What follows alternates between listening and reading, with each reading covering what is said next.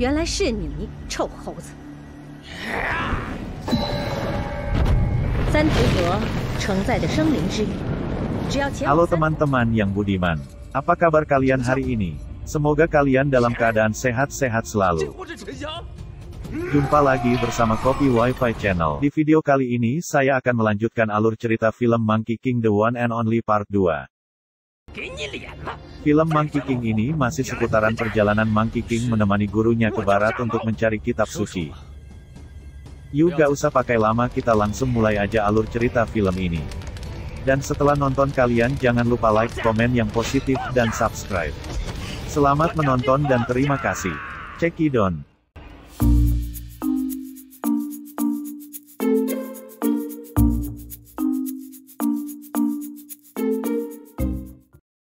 Sesampainya di suatu tempat, Cut Pat Kai tidak lagi mempercayai Sun Wukong kalau Sun Wukong bisa menyelamatkannya dari siluman jahat. Sun Wukong kesal dan menyalahkan Xiaoxi karena sudah membuat tongkatnya hilang. Xiaoxi menyadari bahwa yang dilakukan Shen Jian untuk keselamatannya, dan ia akan menebusnya. Sun Wukong tidak yakin kalau Xiaoxi akan melakukan itu. Lalu tiba-tiba terdengar suara bahwa Sun Wukong dan Xiaoxi harus bersatu. Mereka kaget karena tidak ada yang bersuara, dan Xiaoxi menyadari bahwa yang bersuara itu adalah Mao Gelang pengunci jiwa. Ternyata Mao dan Sun Wukong saling berhubungan. Sun Wukong tidak percaya dan mau membuka semua aib Sun Wukong. Sun Wukong menjadi malu. Mao mengatakan bahwa ia akan menyatu dengan Sun Wukong jika 6 batu di gelang itu lepas. Caranya setiap kemarahan Sun Wukong akan membuat batu itu lepas. Mendengar itu Cut Pat Kai segera ingin membuat Sun Wukong marah tetapi tidak berhasil.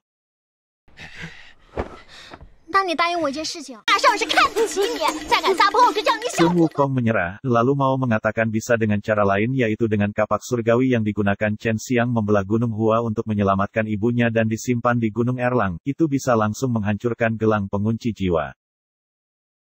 Mendengar itu mereka langsung berangkat mencari kapak itu. Di perjalanan mereka bertemu Dewa Roh Raksasa yang akan menyerang mereka. Mereka bertanya apa yang dilakukan Dewa Roh Raksasa.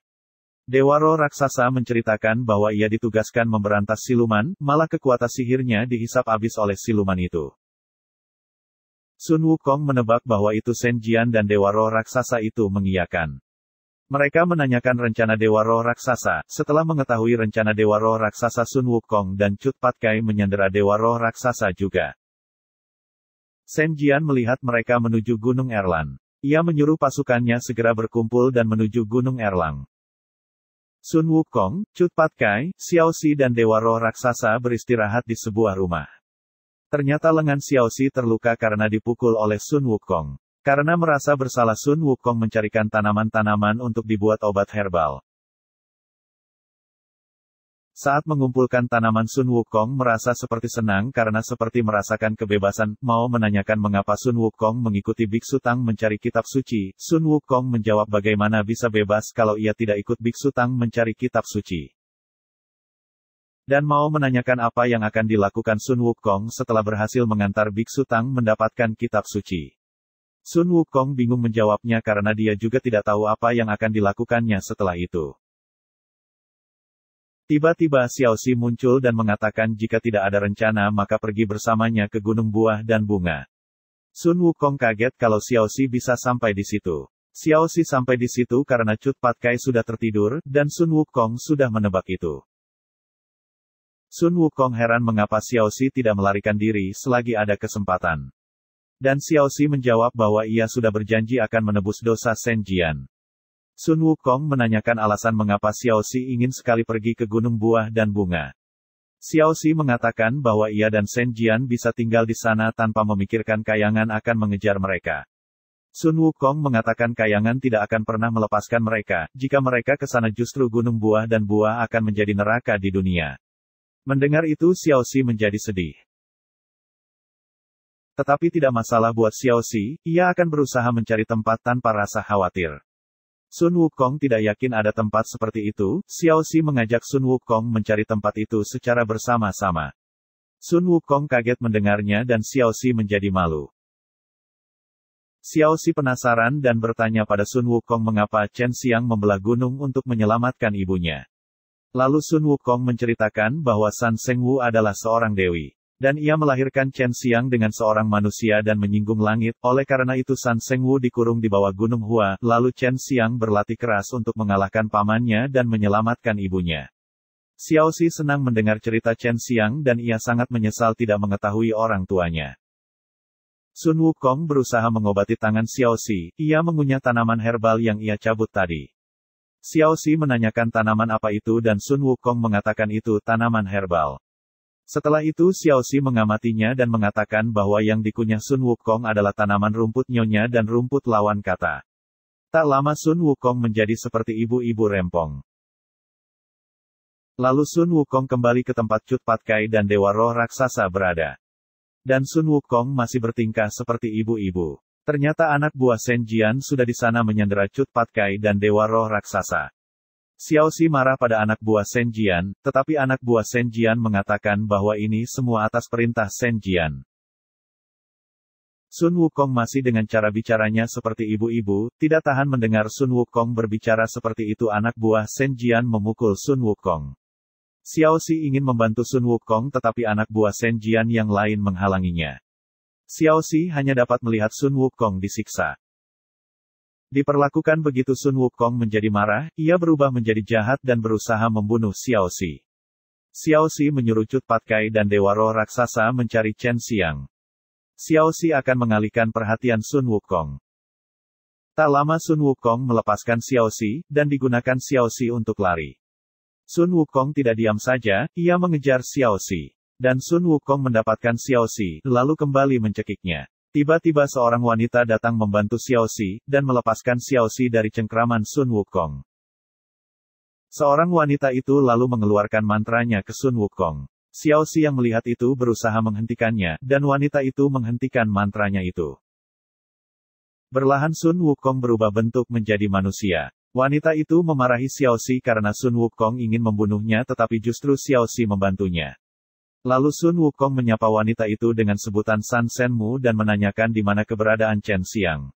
San Zhenwu malah marah kepada Sun Wukong karena tidak mengawal Biksu Tang mencari kitab suci dengan baik, dan ia menanyakan mengapa Sun Wukong mencari Chen Xiang. Mendengar itu adalah San Zhenwu, Xiao Xi menjadi senang dan terhormat bisa bertemu dengan San Zhenwu. Lalu Xiao Xi menceritakan bahwa pendeta Tang ditangkap dan Sun Wukong kehilangan kekuatan sihirnya, salah satu cara yaitu memotong gelang pengunci jiwa. Mereka tahu Chen Xiang ada di sini untuk menjaga kapak surgawi oleh karena itu mereka mencarinya di sini. San Zhenwu menanyakan siapa Xiao Xi. Dan Xiao Xi dengan takut mengatakan bahwa kakaknya Shen Jianlah yang telah menangkap Biksu Tang dan ia berada di pihak kakaknya. Xiao Xi meyakinkan bahwa sebenarnya kakaknya tidak jahat, ia hanya bertindak gegabah dan melakukan kesalahan.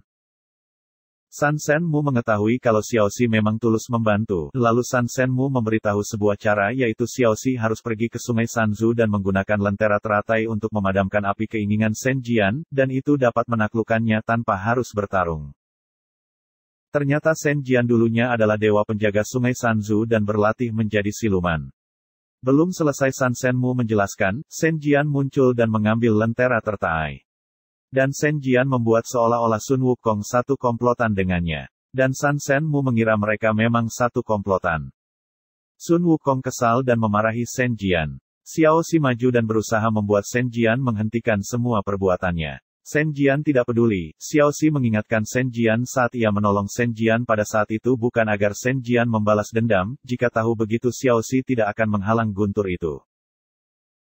Shen Jian mengira mereka mempengaruhi Xiao Xi. Dan Shen Jian akan menghapus ingatan Xiao Xi setelah membunuh Sun Wukong.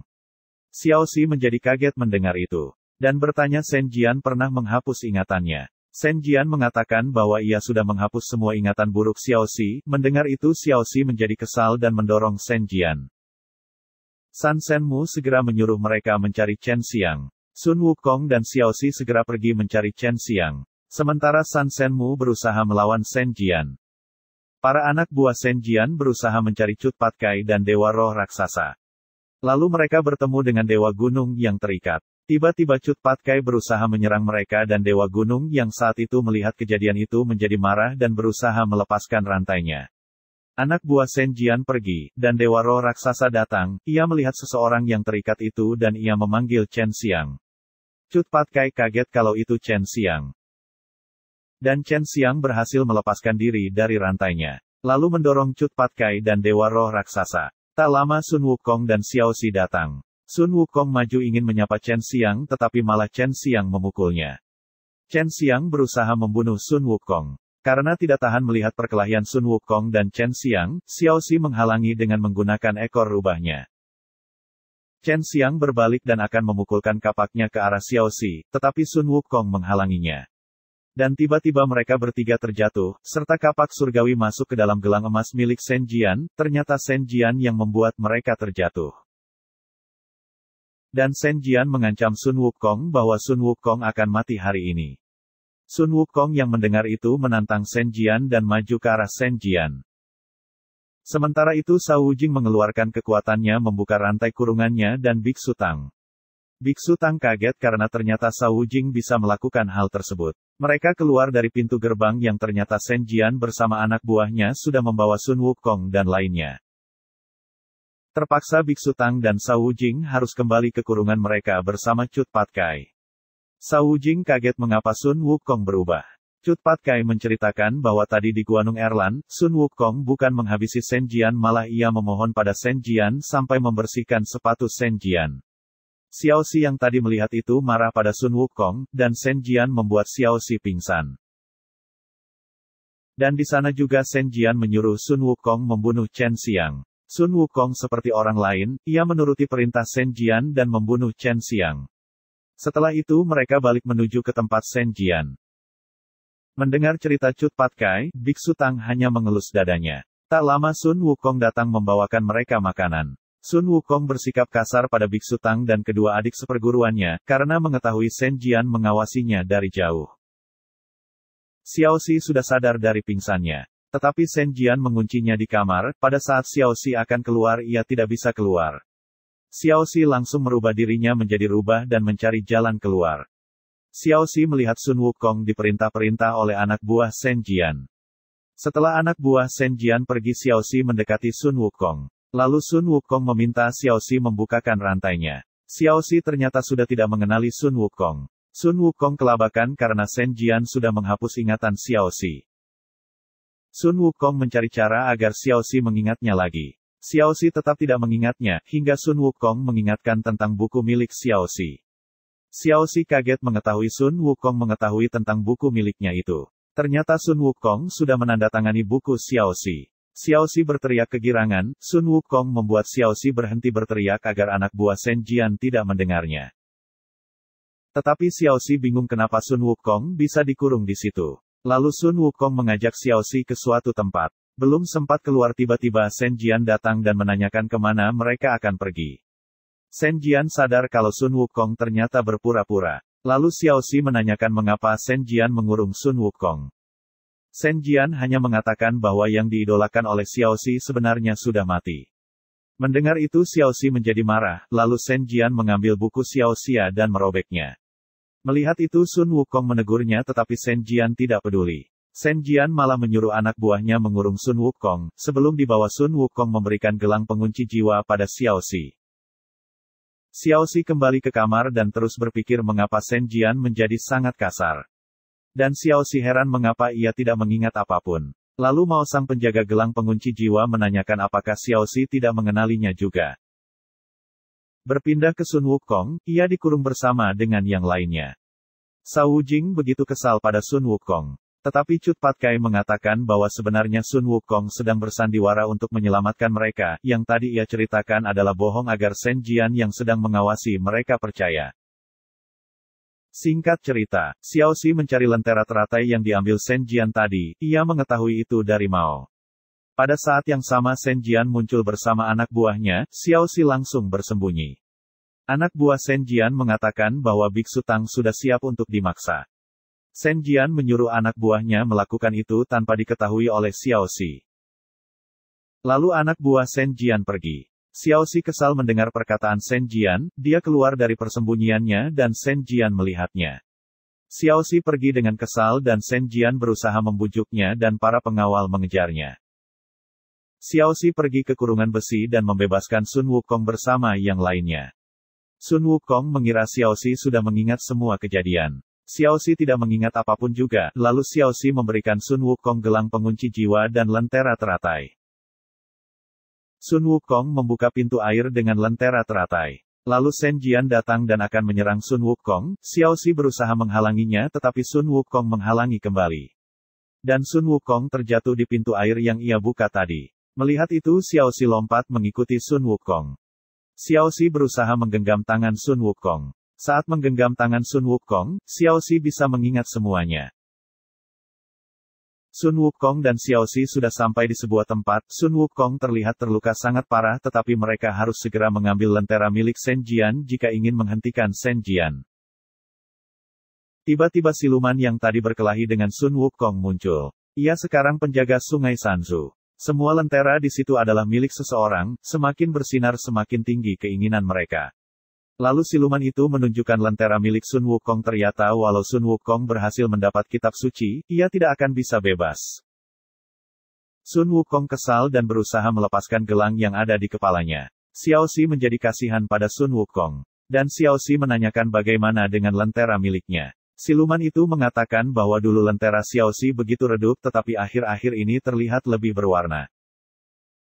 Xiaoxi menanyakan bagaimana dengan Shen Jian. Siluman itu menunjukkan lentera Shen Jian. Xiaoxi segera menyuruh Sun Wukong mengarahkan lentera teratai ke arah lentera milik Shen Jian. Belum melakukan itu tiba-tiba Shen Jian muncul dan membuat lentera teratai terlempar. Shen Jian berusaha menghabisi Sun Wukong tetapi Xiaoxi membantu Sun Wukong. Shen Jian sudah tidak peduli, ia juga menyakiti Xiaoxi. Sun Wukong diserang hingga muntah darah. Lalu siluman itu maju akan menyerang Shen Jian. Shen Jian mengira siluman itu akan membantu Sun Wukong. Siluman itu hanya mengatakan bahwa Shen Jian sudah merusak keseimbangan sungai Sanzu. Shen Jian tidak peduli. Shen Jian dan siluman penjaga saling serang menyerang. Hingga Xiaoxi bangkit dan mengarahkan lentera teratai ke arah lentera milik Shen Jian. Shen Jian menjadi lemah dan Shen Jian dengan sisa kekuatan yang ia punya, ia melempar lentera teratai ke sungai itu. Tidak tinggal diam saja Xiaoxi melompat ke sungai untuk mengambil lentera teratai itu. Di dalam sungai Xiaoxi diserang oleh asap hitam dan membuatnya pingsan. Ternyata Sun Wukong turun untuk menyelamatkan Xiaoxi. Sun Wukong juga diserang oleh asap hitam itu. Sun Wukong merasa gagal menyelamatkan Xiaoxi. Ternyata perasaan kesal Sun Wukong karena gagal menyelamatkan Xiaoxi membuat satu batu yang tersisa di gelang pengunci jiwa terlepas. Dan itu membuat Sun Wukong bisa mengembalikan kekuatannya. Sun Wukong muncul ke atas membawa Xiaoxi. Shen Jian berusaha menghabisi Sun Wukong dengan melempar gelang emasnya. Sun Wukong mengambil gelang emas Shen Jian dan memecahkan gelang yang melingkar di kepalanya.